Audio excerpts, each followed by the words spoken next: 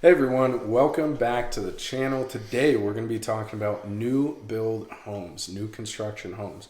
Why now? We're going to talk about all that and more right here on the channel. Stay tuned.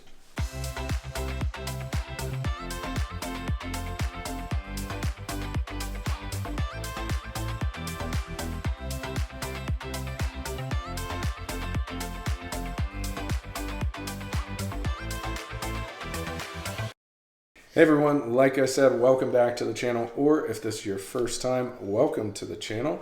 This channel is where we talk about everything related to where to live, work, eat, play, all right here in the Colorado Springs and Pikes Peak region. So if that's interesting to you, please consider subscribing.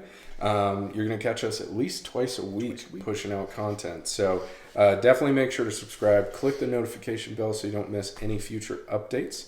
And be sure to engage with us in the comment section. We're the guys that get back to everyone. And as much as we love making these videos, we love selling homes even more. We love helping our clients find their dream homes. So if that's you, if you're thinking about making a move here to the Colorado Springs or Pikes Peak region, definitely reach out to us. We're the guys that answer all the text messages, emails, phone calls, all that stuff. We'd be more than happy to help you plan that out. So without further ado, let's talk about new builds and why now and pros and cons. Let's do it. New builds, new construction. Yeah. Why now? So I think that's the biggest question that we get is because we're fans of new construction. I think it's something that, everybody should look at if they're looking to buy a house, just see if it's a good fit for them. But honestly, I don't feel that they've been the best option for a while because the market's been so crazy that builders have kind of thought, I can kind of do whatever I want to and people are just going to have to buy my house. Yeah. That's not the case anymore. So as the market has slowed drastically, as we all know, builders have come back and they've said, hey, we want to give you some incentives. We want to try to get you to buy our houses versus just assuming you have to buy it. So, man, I get emails daily from different builders across town with different promotions. So I think the last one I saw was from a builder and it was $45,000 off any home that was a dirt start. So just, from bare ground, if you sign a contract to build a house, 45 G's off. So builders definitely are realizing that, hey, the market has shifted. Now they've been smart. They're not like they were in 2006, 2007 where they way overbuilt. Yeah. So inventory on new builds is still super tight, but they're realizing that, hey, we're not having as many people sign new contracts for future builds. Yeah. So they've started to really kind of pull back on how, I guess, kind of special they thought they were, honestly. Yeah. So, so why now? I think, man, because you can actually maybe negotiate a little bit. You can get some incentives. You can probably kind of work the builder a little bit versus what's been possible over the last couple of years. Yeah, 100%. And even though inventory is still really tight, talking with builders, there's a lot of people that have, left their contracts on the table, just kind of walked away from the deal, that they had started. And so homes are, quarter built, half built, 3/4 of the way done. Yeah. And so there is a little more room for, if you need a new build now, lots of builders do have a little bit of that quick move-in ready, new build stuff going on where maybe you get to make a few less choices about what it is. Right, but you're getting a new construction home without doing all the waiting. Yeah. Or a lot of builders who have homes that are maybe 6 months out and you can still make some of those choices that, you want to be able to make in terms of finishes and flooring and things like that. And so, there's just, even though inventory is still tight, there still is, like you said, just a lot more opportunity in that space than there was a year ago. Yeah. I think so. So a lot of folks, they've been on the path of new construction before, so they kind of understand the process. There's just kind of some of those pros and cons, but for a lot of us, we haven't. So we thought we'd just kind of lay out some of those kind of like 5 pros, 5 cons, to kind of try to help people understand a little bit more. So we'll start with the cons because I always like to finish on a positive note. So we'll start with the cons. And you just had a client recently build a new home. So what would you say, what was just a con that pops into your mind with it? Yeah, I mean, a con that pops into my mind with that one, his was a month out from being finished by the time that we contracted on that. So he wasn't, making any selections or finishes or, choices on any of that stuff. And so all that to say, even with a new build, whatever home you get at the end, it's not going to be absolutely perfect. Every single I dotted, every single T crossed. It's not going to be that way. There is something that takes place at the end of a new build. It's called a blue tape walk, where usually you're walking with a representative of the builder, and you're literally putting like blue painter's tape on the walls, on the cabinets or whatever, saying, hey, there's a nick in this cabinet, there's a scratch on, this appliance, there's, some paint touch up needs to be done here, there's, a screw hole in the wall outside, or whatever the case may be. And so not every home that you get is going to be absolutely perfect at the finish. And so just to kind of set expectations, I would say that's kind of a con. Yeah. I think that's, it's definitely a con. And I think a lot of it's because, a lot of it's, myself included, previously, was it's a little bit of a misconception, right? You're thinking, oh, well, it's a brand new house, obviously it's going to be perfect. And just the fact of the matter is, when you're building a house, like, you're not, like, things get missed no matter what build. I've been in $5 million custom homes, and there's stuff that just got overlooked. There's a lot of moving pieces, a lot of quality assurance walkthroughs, but still sometimes some stuff gets missed. So just kind of, you've got to manage expectations, because even a brand new home, it's not going to be perfect. Yeah, and at the end of that whole ordeal, the builder is still off building other homes. Mm-hmm. Other trades are still off, putting systems in other homes and things like that. And so it may take a little bit for you to get some of those items that you point out to the builder fixed. Yeah. The builder may just say, sorry, we can't come back and, caulk every single, hole that got left in every single wall from a nail or whatever the case may be. And so just something to kind of be aware of. You're never going to end up with something that is absolutely perfect. I think that rolls into another column that jumps out to me, is the builder contract. So I think a lot of states are like this. Here in Colorado, we have a real estate commission that writes contracts with the intention of protecting the public, protecting the consumer. So we have what we call commission approved contracts that we use. So we have a purchase agreement that's used in all resale transactions, 99.9% of resale transactions. And it has all, it's got a ton of templated verbiage in, a lot of boilerplate verbiage, but it really does, it protects both the buyer and the seller for sure. And in a builder contract, the builders don't use the same normal commission approved contract, at least not here in Colorado. Again, I think it's like that most places in the country that at least where I've experienced it. So the builder's contract is, as you can imagine, very, very much in favor of the builder. Yeah. So as far as ability to get your earnest money back, if you need to back out of the deal, probably not going to happen. It's almost like within a week, 10 days, 2 weeks at the most, your earnest money is going to be non-refundable if you need to back out of the contract. Yeah.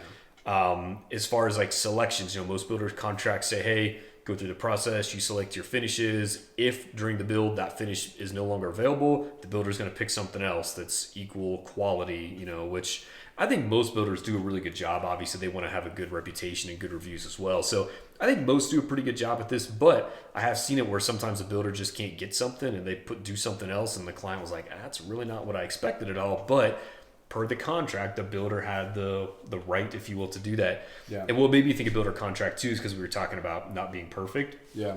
The builder will have, it's not as if the contract says that it's in the buyer's sole discretion if the home is acceptable in its delivered state. It's really up to the builder. So the builder, maybe your stucco looks a little funky on the side of the house. You're going to have to, so a lot of times you're going to have to argue with the builder to try to get anything fixed. And most builders, it is a business at the end of the day. They want to keep people happy, but at the same time, if it's something where it's a pretty easy fix, low cost for the builder to do it, they're probably going to do it to keep you happy. But if it's a big expensive cost and it kind of checks the box of, this is acceptable level of work, they're probably not going to do anything to fix it. Yeah. So just understanding that builder contracts are totally different than a kind of a normal resale real estate purchase contract, and that they're very, very much in favor of the builder, I think is important to remember. Yeah, absolutely. Absolutely.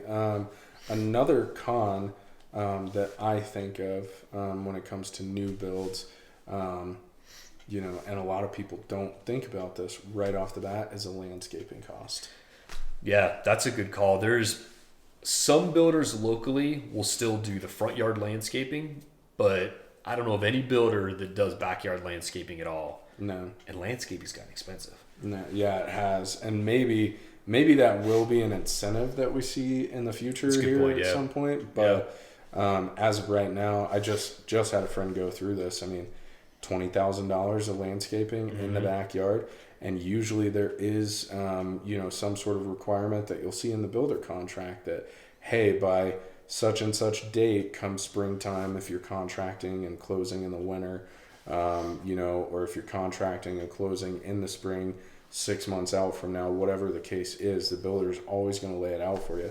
Usually you have to have that done within a certain time period, or else there's going to be some fines and fees that are associated with not having that done on time. And so that's an added cost to keep in mind with going that new build route is, you're going to spend anywhere from, 10 to however much money you want to spend on landscaping, but it's always going to be out of pocket at the end of the day for at least one of the yard spaces. Right, yeah. And I think, honestly, from what I've kind of seen, I think 20 G's is probably, that's kind of it's surprisingly enough, that's probably kind of on the lower side. Yeah. Or maybe like if you do a lot of the work yourself, but I happen to have a good friend that owns a landscaping company, and I think, I don't know, don't quote me on this, but I'm guessing probably $50,000 is like their average install price for a backyard. Yeah. Just sod, sprinkler system, some rocks, trees and bushes. Trees, yeah. And there usually are, I'm seeing this a lot more, especially with HOAs, and we'll get into that here in a minute, but I'm seeing a lot more that there are requirements within your landscaping requirement of you have to have X number of trees that get planted in the backyard, or you can only have X amount of grass that square footage of grass requirements. Exactly. So those are just a couple of things to keep in mind that are additional costs that I would kind of put in that con section. Yeah.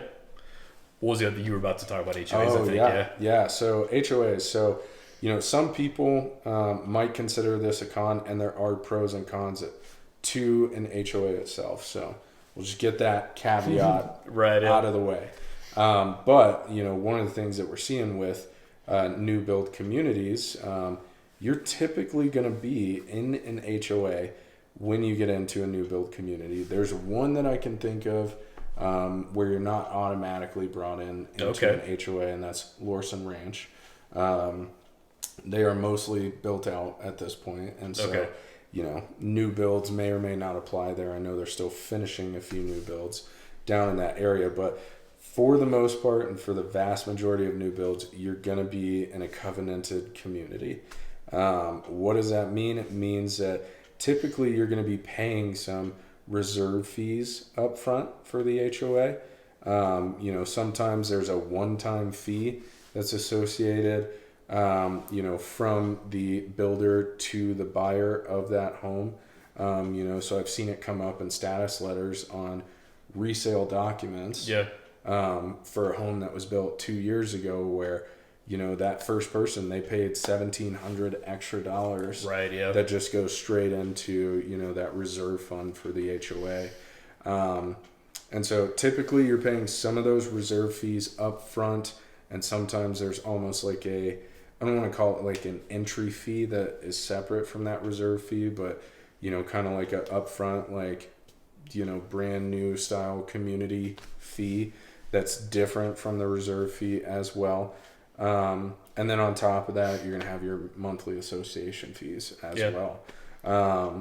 Like I said, there's pros and cons to an HOA, but I would put those upfront costs that are typically going to be associated with that in that con section. Yeah, you got to think about that. I would say they're a little bit more restrictive HOAs. The covenants are typically a little bit more restrictive, at least in our area, what we see in newer communities. Yeah. And then, the extra cost, I think working capital, I think is the one that you're thinking of. So you've got, a lot of times you'll pay into a reserve, and then you also have a working capital fee that has to be paid. And builders don't pay any of those fees. That's on the buyer to take care of at closing. Yeah. So you can have some extra fees on top of it as well. So definitely a con for HOAs on new builds. I think the other thing that I think most people probably understand this, but the waiting period. Yeah. Again, it's not 2006-07 where, builders had just a ton of inventory houses. Like you drove into a new home community and you're like, oh, let me pick from the 17 houses they have available for move-in tomorrow. Like, the builders haven't built that fast anymore. Yeah. So most builders don't carry any inventory at all. Some might have some homes in progress right now, but for the most part, builders are still in the situation where they're contracting on a home before it's actually started. Yeah. So you've got a 12-month period Yeah. before you actually move into the house. For some people that works great, because they have the funds where they can start the build immediately. They can do their earnest money, whatever down payments for design features, whatever it is. And then, they're moving here for a year. Maybe they have their current house and they can keep their current house while the build's going on. And sometimes that year works out really well. But for a lot of people, that's the defining thing that just makes a new build not work, is they're like, I don't have 12 months to wait. I need another house, or I need to move to Colorado Springs right now. And I don't want to rent a place for a year. I want to move into a house. Yeah. Excuse me. So I think the waiting period is a big con as well for a lot of people. Absolutely. Yeah. You're 12 months out usually at least from a dirt start.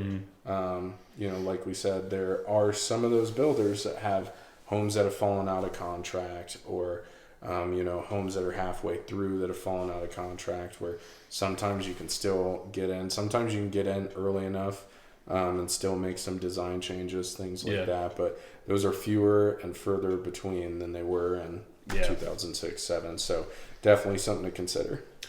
So now the cons, the positive part, the positives of new builds, because they are pretty awesome. All right, so I think the number one thing, you get a brand new house. Brand new house. Nobody's got dirt on your floors. Nobody's used your toilets yet. Yeah.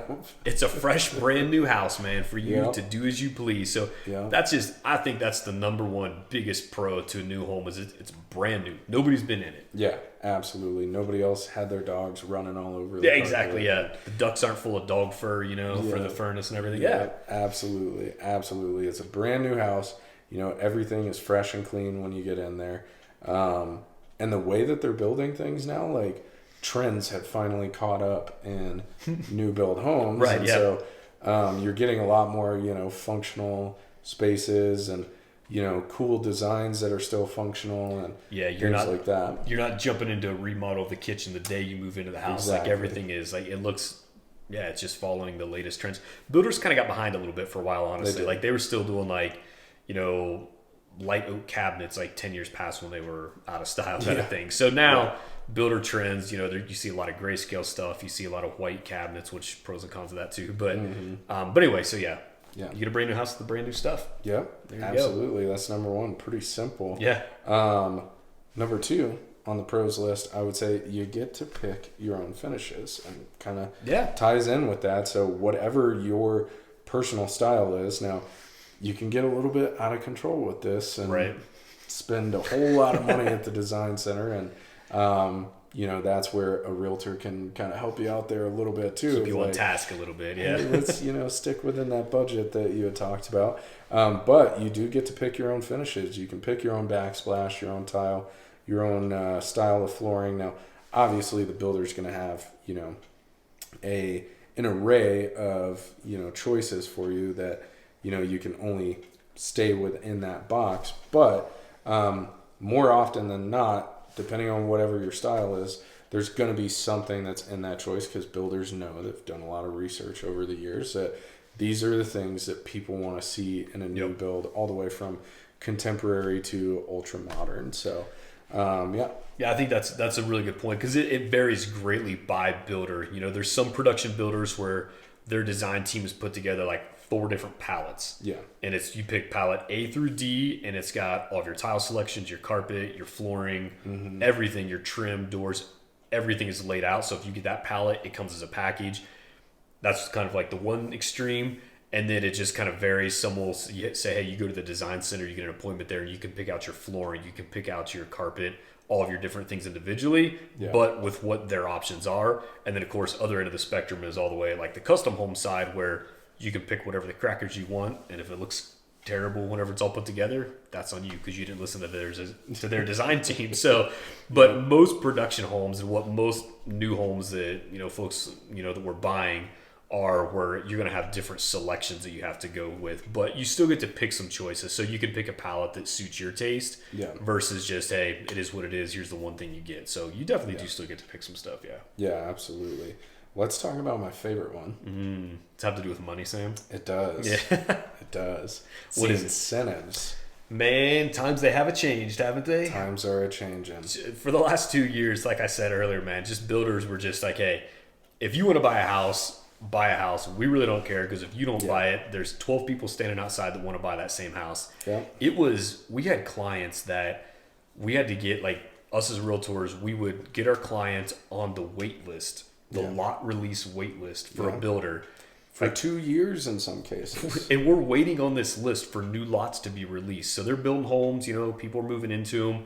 But the new lots, the vacant lots of the next filing of the development, we're on a wait list just waiting. Yeah. And some of them had this process. This is literally, we got a client a house this way or got a lot that she built on. But we got some inside scoop that at 10 a.m. on a certain day is when the email was going to come out to everybody on the wait list. And it was just the first 5 people that responded. There were hundreds of people on the wait list. First 5 people that responded got to pick whatever, they got a lot. And so I'm just waiting at my computer at 10 o'clock and I'm telling my client, wait at your computer at 10 o'clock. I had like an email pre-drafted. So all I had to do was hit send on it, copy, paste, and send it.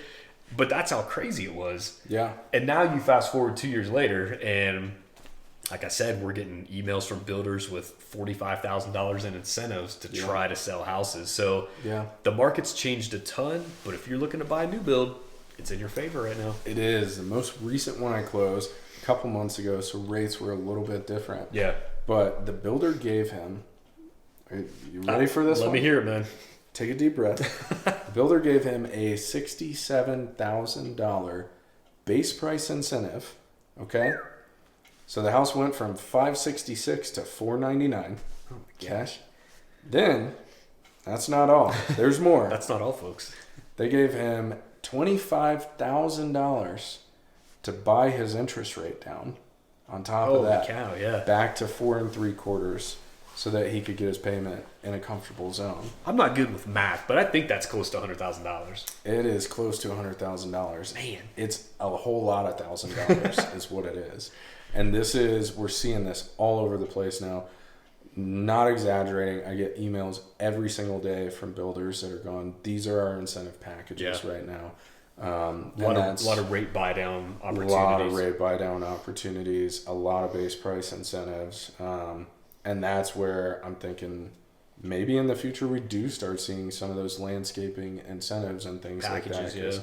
Builders they're just trying to get their available inventory off of their books. Yeah. We don't want to guarantee $100,000 price reduction on every new home in the Colorado Springs area, but I think you guys understand the point that just you've got more leverage now. You've got maybe some negotiating power. Builders are offering incentives right off the bat without negotiating just because they understand the market that we're in. So definitely some incentives, which we haven't seen for years now. They're back. So definitely huge pro for new builds right now.